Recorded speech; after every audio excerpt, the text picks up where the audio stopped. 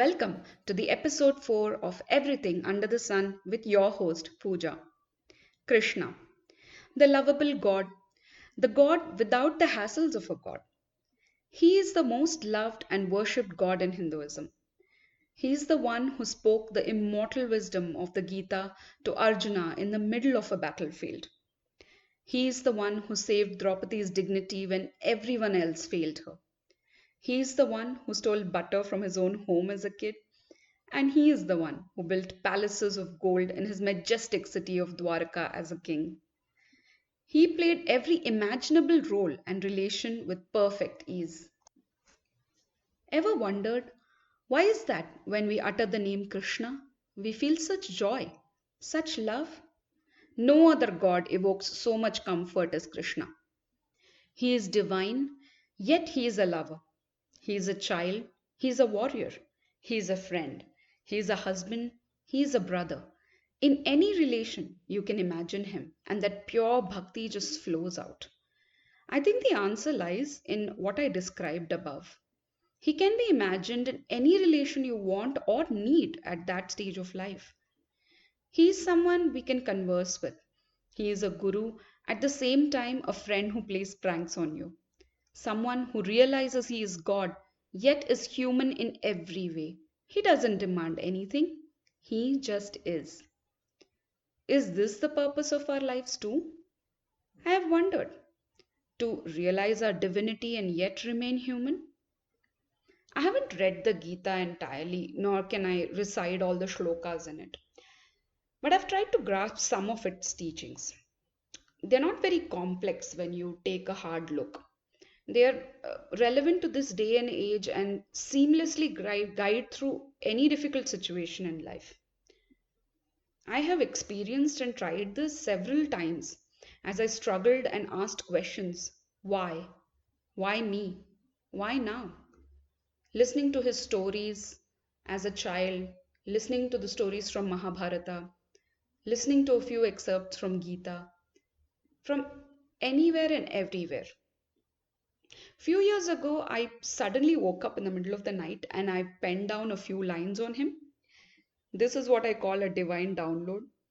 And I'm thankful that it happens to me often. I always keep a pen and paper handy, or I just write it down in an app on my phone. So here goes, sharing those lines with you right now. O Lord Krishna, thy one embrace is all I seek, one embrace of Paramananda, one embrace of solace, one embrace of eternal love. Just the thought of it makes my heart leap with joy. That one embrace where I cease to exist and go back to where I belong. Oh, but a tiny part of you. For I have wandered for eternity through this creation of yours, aspiring more with every birth, just thy one embrace. Krishna has always been special. Though my Ishtadevata is goddess Kali, but listening to his bhajans or just muttering Hare Krishna absent-mindedly brings comfort. I love listening to Bhaja Govindam written by Adi Shankaracharya, or songs like Govinda Damodara Madhavati or Madhurashtakam and the Meera bhajans. Amazing and countless compositions by great devotees that give us a taste of true bhakti. I would highly recommend watching the Mahabharata, especially the latest version, which is available on Hotstar. It's really nice. Throughout the Mahabharata, if you notice, Krishna never directly tells anyone what to do.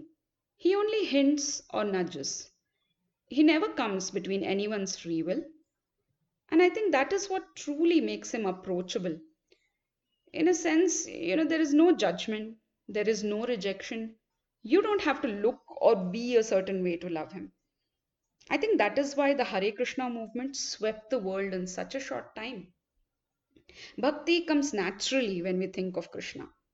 You choose how you want to love him. As a beautiful baby sucking on his own toe, as a naughty little boy eating mud, as a teenager playing pranks, as a divine lover, or a strong warrior, or a guide. The choices are endless. Now, how do we manifest this in our lives? Bhakti Yoga is just pure surrender to this love. And it is as simple as it gets. I don't think it's some delusion that you use to escape reality. I think it's a path of connecting with that source energy that powers all.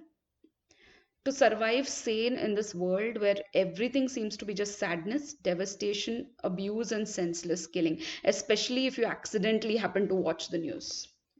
Manifesting the essence of this divine play in our lives is what it boils down to. And personally, I think it means total acceptance, first of ourselves, then the situation, and then others. Can we make someone feel safe and completely accepted? Even for a short while, setting aside our judgmental ego and just connect on the plane of love? If we can do this every day for a small but sincere moment, I think we can manifest Him in us and let that tiny amount of love flow to the other. I was listening to this lecture by Amarendra Prabhuji. He is a part of ISKCON and he gives really nice pravachans about Krishna and Lord Vishnu. And he raised this question. Have you ever thought why the Gita was told on a battlefield? Krishna could have told this to Arjuna when he was in his palace. But no, he chose the middle of a battlefield to share this wisdom of the Gita. And I think he makes a really nice point here that this is because our lives are like Kurukshetra. We are not actually holding swords and fighting in the field, but we have challenges in our lives. And when do you really require wisdom? Is when you're fighting these challenges. We have to somewhere imagine ourselves like Arjuna and take in all that Krishna wanted to tell us. And that is what is the weapon that will help us win this regular battles that we have in our lives. At the end of Mahabharata, Gandhari, the queen, who has lost 100 sons, she curses Krishna that his dynasty will perish, his mighty city of Dwarka will submerge under the sea, and he will die old and alone in a forest, hunted by an arrow. Like she has lost her 100 sons in the battle of Kurukshetra, and she questions Krishna that if he is truly God, why didn't he stop the devastation of this war? He could have magically changed the hearts of her sons to make them better, right? Why this devastation? Why did he allow this to happen? A valid question. And I think all of us have asked this at least once in times of our crisis. The answer is very simple in how Krishna reacts to this curse. He accepts this curse happily. He teaches us to respect the law of karma. He himself is not above it. That is why he is the Sarathi or the charioteer of our lives. He does not own the chariot. He will guide us if we ask him. He never judges. He only nudges us with compassion towards our highest good. How wonderful, isn't it? We need not fear him. He is not here to judge and punish. He will also not interfere when we reap what we sow. Let us today start with ourselves.